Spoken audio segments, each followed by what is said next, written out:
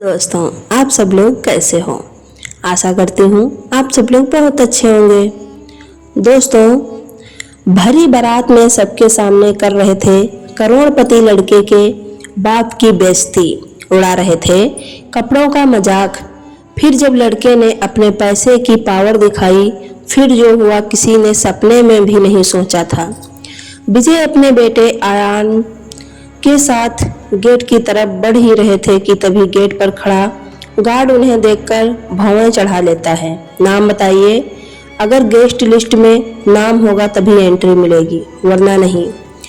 विजय थोड़े हिचकिचाते हुए बोले, बेटा बुलावा आया है। दूल्हे के पापा हमारे पुराने रिश्तेदार हैं।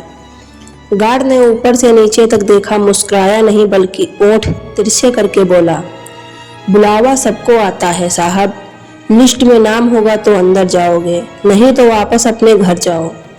गार्ड ने ऊपर से नीचे तक विजय को देखा और मन ही मन कहा, इस तरह के कपड़ों में तो हमारे स्टाफ भी अंदर नहीं जाते। पास खड़े दो वेटर ने धीमे से हंसी दबाई।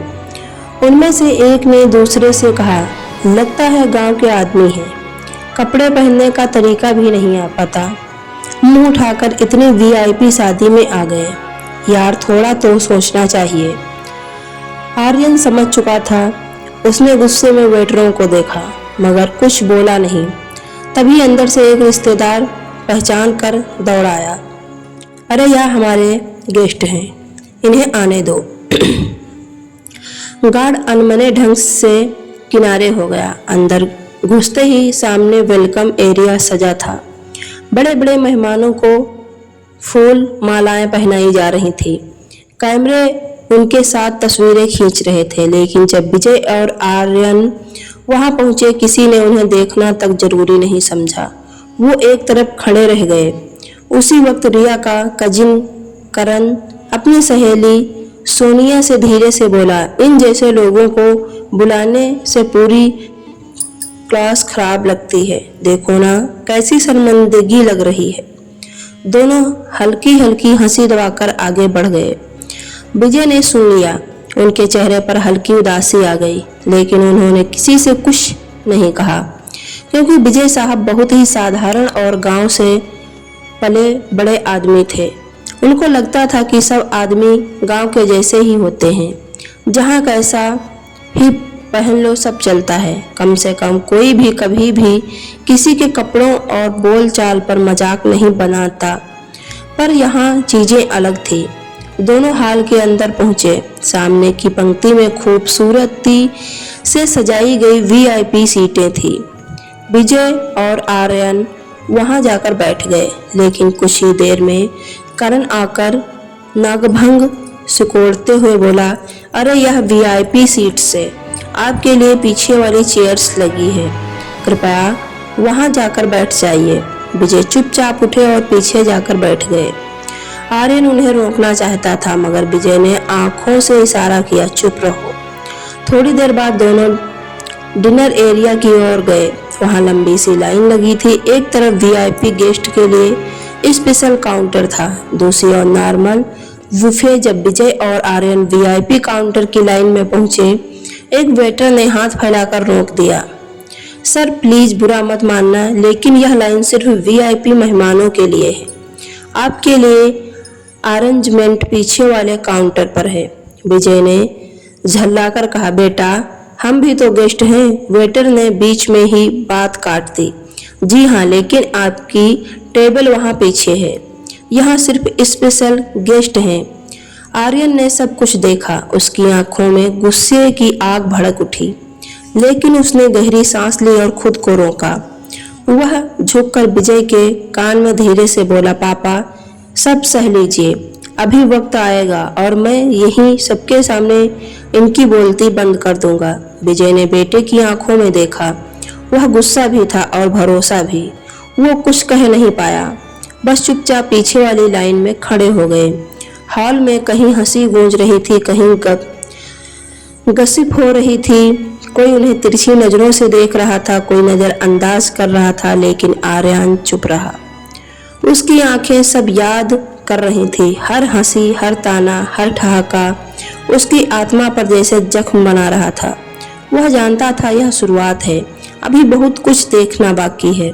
विजय और आर्यन के दिलों में अंधेरा उतर चुका था।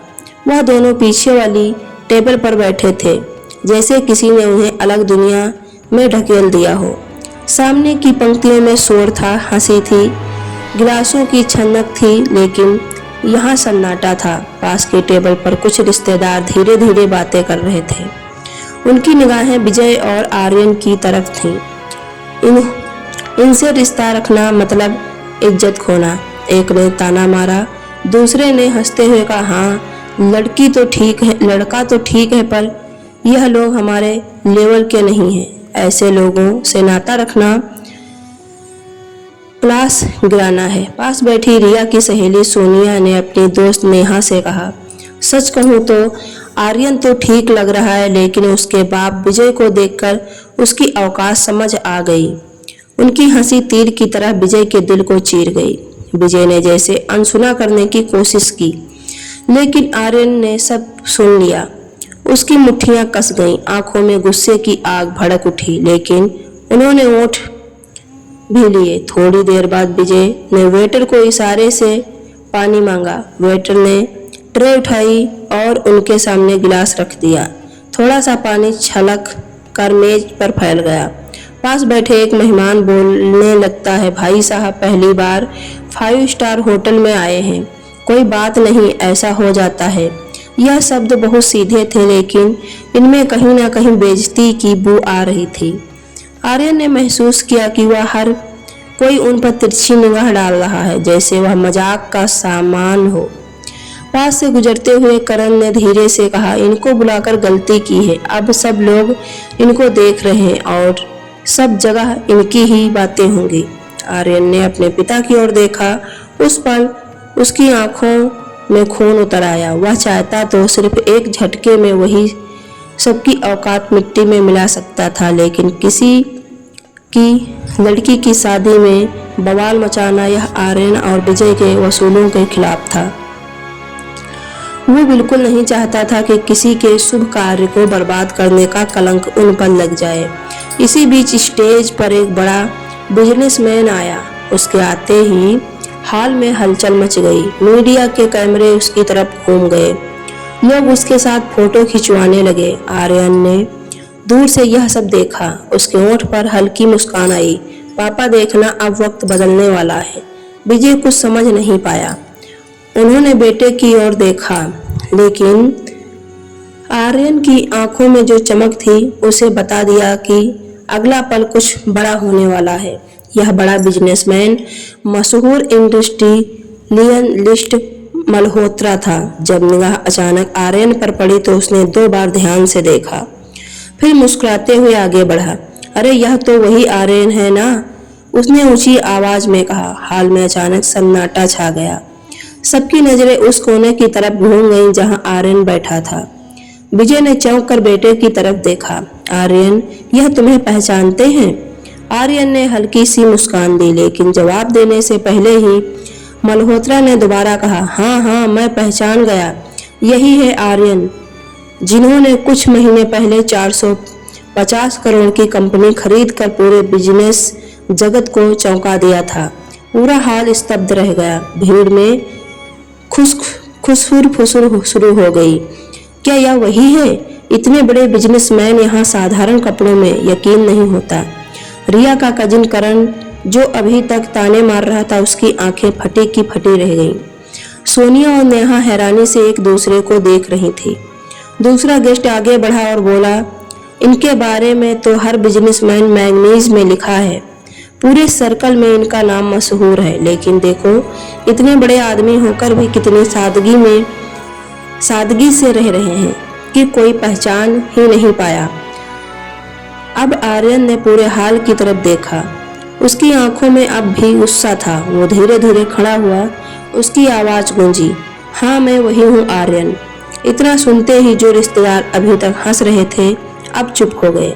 रिया और उसका परिवार पत्थर की तरह खड़े रह गए। आर्यन ने चारों तरफ देखा। अब उसकी आवाज और तेज हो गई। औकात कपड़ों से नहीं आंकी जाती, असली दौलत पैसों में नहीं संस्कारों में होती है, और यह संस्कार मुझे मेरे पिता से मिले हैं। अगर इनकी वजह से मैं यहाँ खड़ा हूँ तो इनके सम्मान के साथ खिलवाड़ मैं कभी बर्दाश्त नहीं करूँगा। हाल में बैठे लोगों के चेहरे उतर गए। जिनकी हंसी अभी तक तीर की तरह लग रही थी, अब वही लोग कांप रहे थे। आर्यन ने अपने पापा से कहा, पापा, किसी की इतनी औकात नहीं है कि आपको नीचा दिखाए। मैं चुप था, इसका मतलब यह नहीं कि मैं कुछ कर नहीं सकता। वो धीरे धीरे स्टेज पर गया, माइक थामा और आवाज गूंजी, अभी तक आपने मेरे पिता के कपड़े देखे हैं और मेरी औकात देखो। हाल एकदम शांत हो गया। सबकी निगाहें उस पर टिक गईं। आर्यन ने अपने मैनेजर राहुल को फोन किया। राहुल, होटल के मालिक से बात करो, अभी और इसी वक्त इस होटल का कॉन्ट्रैक्ट फाइनल करो। आज से यह होटल मेरी कंपनी का हिस्सा होगा। पूरा हाल हक्का बक्का रह गया। लोग एक दूसरे का मुंह देखने लगे। होटल स्टाफ की सांसें अटक गईं। आर्यन ने हाल की तरफ देखा और गुस्से में बोल उठा, आज की शादी का पूरा खर्चा मैं क्लियर कर रहा हूँ। जिन लोगों ने मेरे पिता की इज्जत पर हंसी उड़ाई थी, वह सब अब मेरी दावत खाएंगे। याद रखो, यह दावत उस बेटे की तरफ से है जिसकी सबसे बड़ी दौलत उसका बाप है। विजय ने सिर झुका लिया। उनकी आंखों में खुशी के आंसू थे, लेकिन वह रो नहीं रहे थे। आज वह गर्व से कांप रहे थे। भीड़ तालियों से गूंज उठी। कैमरे लगातार फ्लैश कर रहे थे। अब हर कोई आर्यन के साथ तस्वीर लेना चाहता था, लेकिन आर्यन की नजर मधुसूदन पर पड़ी। वही आदमी जिसने अभी कुछ देर पहले ताना मारा था, अब कुर्सी पर पसीना पोंछ रहा था। आर्यन ने सीधे उसकी ओर देखा, फोन उठाया और बोला, राहुल, मधुसूदन की कंपनी घाटे में है ना? राहुल तुरंत बोला, जी सर। आर्यन की आवाज गूंजी, आज ही उसकी डील फाइनल करो, कल की हेडलाइन होनी चाहिए। आर्यन की कंपनी ने मधुसूदन इंडस्ट्रीज को खरीद लिया। पूरा हाल एकदम सन्न रह गया। मधुसूदन के चेहरे पर हवाइयां उड़ गईं। वह कुर्सी से खड़ा भी नहीं हो पाया। आर्यन ने चारों तरफ देखा और अंतिम बार कहा, औकात कपड़ों से नहीं मापी जाती। मेरे पास पैसा भी है और संस्कार भी, लेकिन मेरी सबसे बड़ी दौलत मेरे पिता की इज्जत है, और जिसे आपने भिखारी समझा वही मेरी दुनिया का राजा है। विजय की आंखों से आंसू ढलक पड़े। उन्होंने बेटे को गले से लगा लिया। भीड़ खड़ी हो गई। तालियों की आवाज इतनी गूंज उठी कि पूरे हाल की दीवारें हिलने लगी। जो रिश्तेदार हंस रहे थे अब सिर झुकाकर खड़े थे। रिया और उसका परिवार शर्म से झुक गया। मीडिया कैमरा थमने लगे। चिल्ला रही थी मीडिया, आर्यन सादगी और ताकत का असली चेहरा। आर्यन ने विजय का हाथ पकड़कर कहा, पापा, आज आपकी इज्जत लौटा दी। अब कोई भी आपको नीचा दिखाने की हिम्मत नहीं करेगा। विजय की आवाज कांपी, बेटा, आज तूने साबित कर दिया कि असली अमीरी बैंक बैलेंस से नहीं, दिल और संस्कार से होती है। आर्यन ने मुस्कुराते हुए कहा, पापा, आज आपने मुझे जितना बड़ा बना दिया है, अब कोई हमें छोटा नहीं कर पाएगा। तालियों की गूंज के बीच विजय और आर्यन के साथ साथ खड़े थे। भीड़ अब उनकी तरफ झुक रही थी और वह सारे लोग जिन्होंने अपमान किया था आज गवाह बन गए थे कि इज्जत कभी औकात से नहीं, इंसानियत से कमाई जाती है। दोस्तों, आप लोगों को अगर मेरा यह वीडियो और मेरी यह कहानी पसंद आई हो तो प्लीज़ वीडियो को लाइक करके कमेंट में ज़रूर लिखना कि मेरी कहानी कैसी आप लोगों को लगी, और चैनल को प्लीज़ ज़रूर सब्सक्राइब कर देना, क्योंकि आप लोगों की सपोर्ट की ज़रूरत मुझे बहुत ही ज़्यादा है। और पास में बेल आइकन को प्रेस कर दें, जिससे आने वाली नोटिफिकेशन आप सब लोगों को सबसे पहले मिल सके।